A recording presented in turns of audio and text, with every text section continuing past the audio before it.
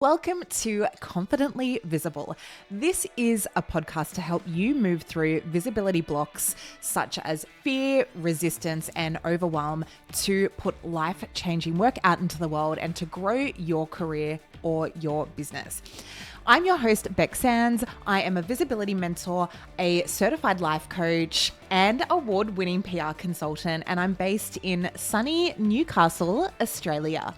Let me guide you to show up as your unique self, share your incredible work, and to grow your audience with more consistency, ease, and flow. Whether you're a consultant, an entrepreneur, a CEO, a coach, or a creative, this is the space to unlock your uniqueness, to grow your audience, to make a bigger impact, all while feeling good about being seen. The world needs to hear your message. Now let's get started.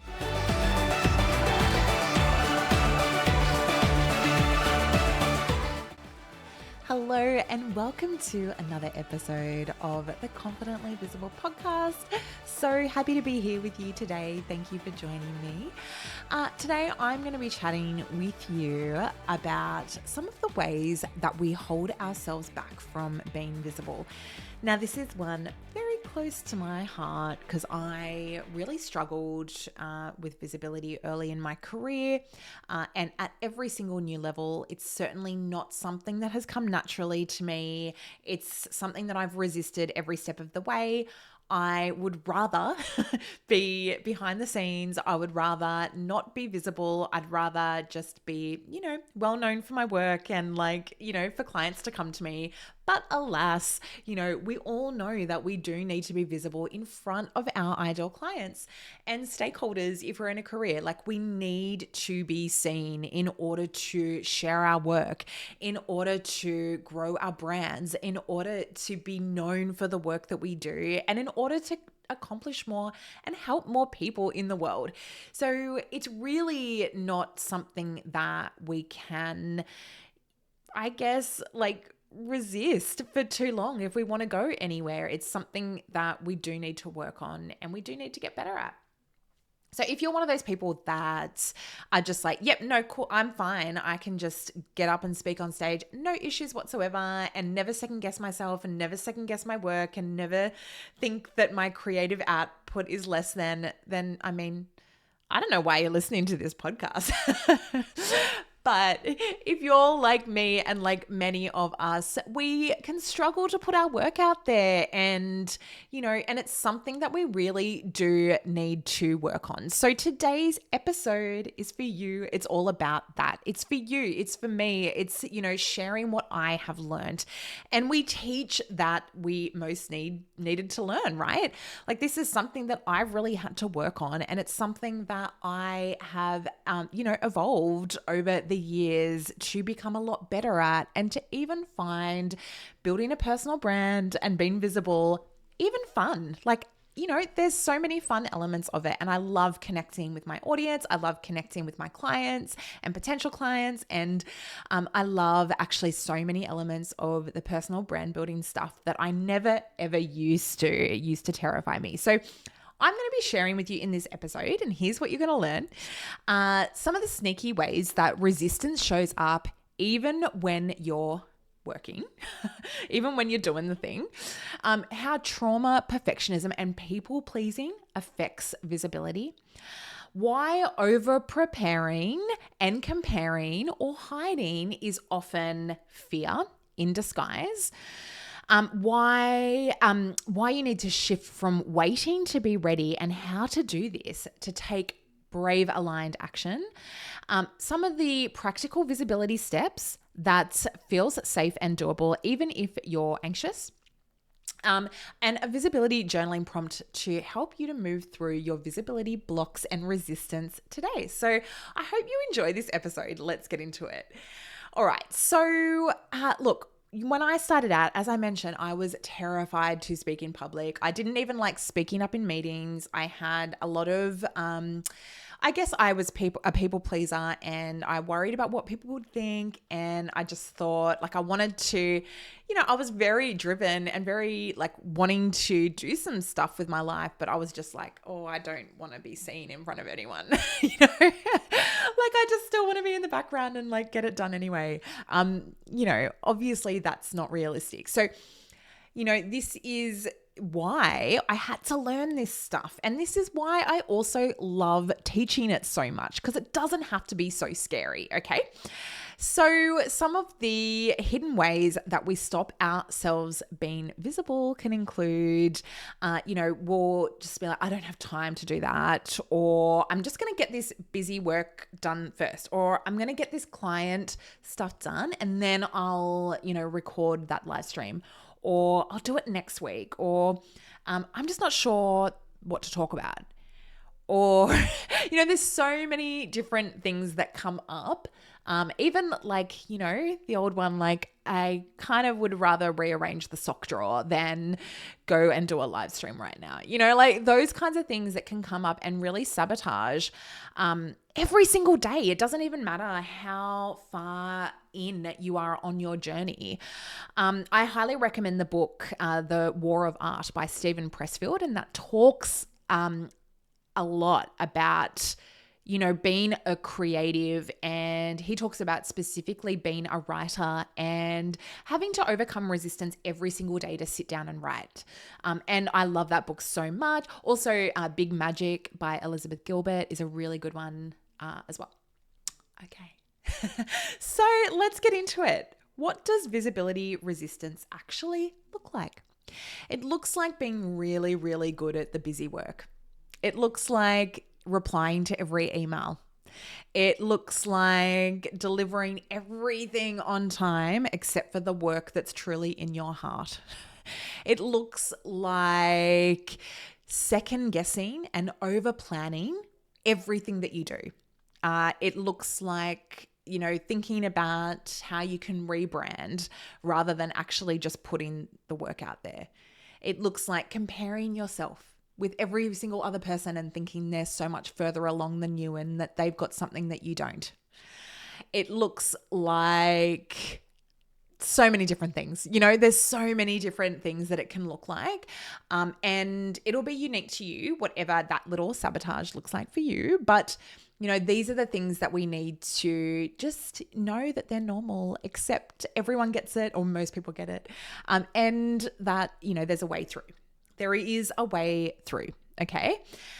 So what is underneath this resistance? There's often, there can be things like childhood trauma. I highly recommend going and, doing some work with a therapist and doing some work on yourself as well, because at every new level, there will be another layer of yourself that that will be revealed, that you'll need to look at, that you'll need to investigate, and that you'll need to do some work on. And this is for everyone. It doesn't matter who you are. If you're on planet Earth, you would have experienced some kind of trauma, of a varying degree. And so this can influence and impact your ability to show up, your desire to show up, and, the way that you put work out into the world, the way you want to put work out in the world, the way you respond to other people, and what you're focusing on. So when I talk about personal brand building, I'm not sharing like you need to be a celebrity. I'm not saying like you need to be in front of millions of people and put your work out there to people who might not like it to be criticized. Like if you're going to be a politician, yeah, that's probably going to happen to you. If you're even going to be like mainstream media, yeah, probably going to happen to you. But the majority of us, like we're just, putting our work out there to our unique, specific clientele. Like we're not like, building a fan base of millions. Like we're just kind of creating micro communities of people that might benefit and be supported from our work or from our services. And like often that is not controversial in any way, shape or form. It's like you're just building your expertise, you're sharing who you are, and that's it. And if people resonate, they'll work with you and sign up for your offers and sign up for like your services, and that's it. Like it doesn't need to be overcomplicated. Obviously the bigger, and the more work we put out there and the bigger we want to get, then like the more you're potentially opening yourself up to some criticism. But I always just think like you can't worry about like the small, like point however many % of people that aren't going to like you. Worry about, or not worry, but like be aware of the people that are your true supporters and really love what you have to offer. And I'll ask you this, like, who is someone that you can think of that has really influenced and impacted you in a positive way recently? So that could be like a book that you read that really, really helped you. And you're like, wow, if they didn't put that out there, I would never have learnt that thing. Or it could be a podcast that you listen to. You know, it could be an interview that you watched. It could be a YouTube video you saw. It could be an email you received. You know, there's so many different ways people are putting their work out there and sharing ideas and supporting people so much. Like, what if you'd never seen their work or never heard of them? Like, that would be such a shame, right? And so I want you to think of your work in the same way. It would be such a shame and a loss for the world if we never saw what you created, if we never saw your work, if we never heard your voice. Okay, but underneath that resistance, like I said, can be trauma. There's a lot of fear. There could be perfectionism, imposter syndrome, people pleasing, old trauma and nervous system responses, cultural conditioning, things like women should be nice, quiet, not too much. People-pleasing tendencies, all of those things. And so it's worth looking at this and what's underlying that resistance, because there's often something that can be really holding you back. It's not just procrastination. It's not just like, I don't have time. Sometimes there are things that you do need to work through with support. In order to be able to get to that next level. And that is true in business, in career, in life. Otherwise, you stay stuck. It's kind of like a game. Like you need to, figure it out, overcome the obstacles, overcome the challenges in order to get to the next level. Okay. What's the cost? So the cost of staying invisible means missed opportunities. It means missed clients. It means low creative energy. It means not putting your work out there and feeling that disappointment of unfulfilled potential. It means literally, it can mean that you're not growing anymore, that you're not growing to the next level, that you're staying stagnant. It can mean constantly second guessing yourself instead of trusting your intuition. It can mean not growing the business. It can mean not growing the career. It can mean not putting your creative work out there, right? So these things are the cost of staying hidden, of staying invisible. It also means not supporting the people that could really, really benefit from your message, your unique message with your unique voice and from your unique work. Okay, so we need to hear your voice. We need to see your work. So what can we do? What can we do about this? So how can we start to shift into visibility? How can we start to move through these blocks? How can we start to put our work out there? How can we start to allow it to feel more easeful and more joyful and less icky, right? Less of a chore, less taking up all the energy and that kind of thing. So I recommend, so firstly, identify any of those stories that are coming up. Is there something big that's really preventing you from putting yourself out there? Is there a specific trauma or something like that that you really need to work on? Okay. And that you really need to kind of start to move through and come to a new level of acceptance around. And if you're ready. Okay. So get support where you need to. The second thing is to really kind of start small. So look at, those beliefs that you might have behind the stories. So for example, I always had this story growing up that it was really hard to make money and you had to really, really work and really dislike it too. And you had to work to burn out. There was this kind of mentality around it. But then growing up, I saw evidence of people that actually enjoyed their work and that didn't have to work to burn out and that made great money. And I was like, hang on a second, this isn't how do I get from here to there? How do I create that for myself when all I've ever seen is the burnout and the struggling and the it's hard to make money, that kind of story. And I was like, I don't know, but like, I'm going to figure this out. And like, I think that's been at the crux of my whole journey, honestly. I really do. And like being able to fulfill my potential in that way and actually be happy in my work and fulfilled in my work and purposeful in my work and not just feel like life has to be a struggle all the time. So what are those stories for you? Like how can you start to look at those, unravel them, and really question whether they're true or not? Reframe visibility as a service. So how can you start to look at it as what you can provide and what you can be of service in the world as, instead of just like, oh, I just want people to look at me? Because that's, most of us are not doing it for people to look at it. Like, in fact, we're like, please don't watch my stuff. Like, I remember actively when I first started doing Instagram lives, I was like, hopefully no one will show up. Like, it's like, often that's not the case at all. Like, even though there's this kind of like myth that, people that are building a personal brand are all like me, or something like that. It's like, no, no, we're doing it to be of service. We're doing it to, grow businesses, grow careers, like put our work out there, and help others really at the end of the day, and give back to the world, like in some way, using our gifts, because that's how we fulfill our potential, right? Okay, so create some visibility rituals. Now, I like to do things like ground myself before giving a presentation.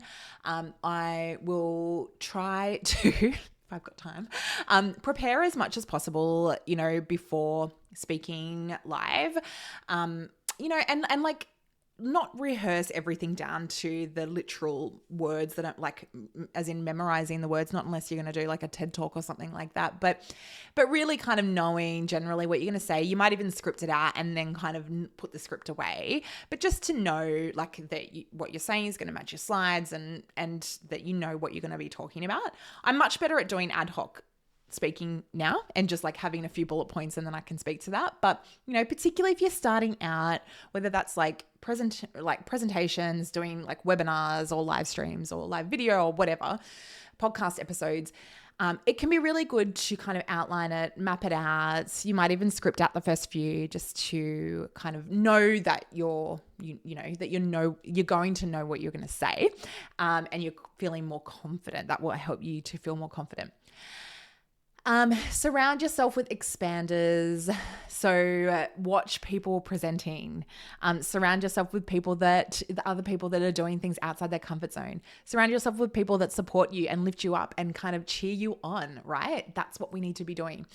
And you can try some visibility affirmations, and somatic exercises for your nervous system support as well. So somatic exercises are things like EFT and tapping. So like, just Google it. It's like, tapping, and like, repeating what you feel like is your challenge. So actually speaking aloud your challenge, but just look it up on YouTube.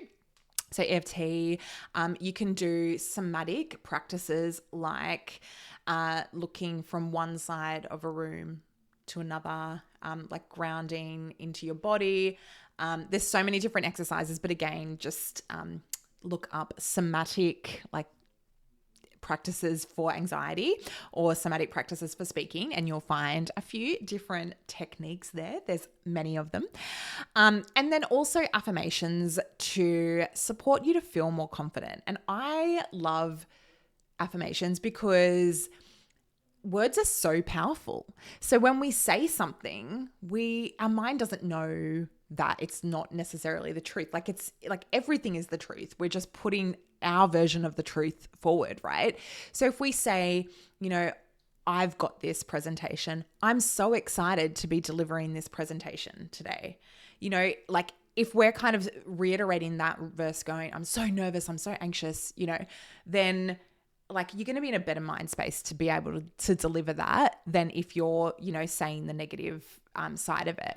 I'm interrupting this podcast episode to let you know that I'm so excited to announce the next live round of my signature 6-week course, The Online Consultant, which will support you to turn your existing professional services and experience into a freedom-based online business. Now, we kick off in March 2026, so make sure that you're on the wait list to be the first to know dates and to get access to resources, freebies, and stories that I will only share with the waitlist over at becksands.com/the online consultant. Okay, so that's all I've got for you today. I really hope this has supported you in terms of showing you how we can all hold ourselves back from being visible and what we can start to do about it.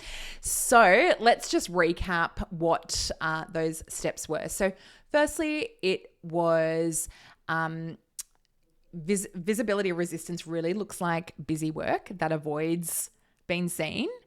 So what you can start to do is you can start to look at your stories. You can reframe visibility as a service. You can create some visibility rituals, so grounding before you show up, those somatic techniques and the affirmations. And you can surround yourself with expanders and with safe communities. So I hope this has supported you. Now, I want to ask you for your next step to do one visibility action this week or even today if you can. So this could be post a thought leadership tip on LinkedIn or Instagram. It could be to reshare someone else's post with a comment, something just little. It could be to go live for 60 seconds on Instagram and then just delete it if you don't want it. You're just practicing. Or it could be to do something like pitch yourself for a podcast or a speaking event. So something a little bit bigger. So over to you now to take action, because we do need to hear from you. We need to hear your voice. We need to see your work out in the world, and let me know when you do it. Make sure that you tag me on social media. I'm pretty much at Beck Sands across all channels. And I can't wait to hear from you. I'll see you in the next episode.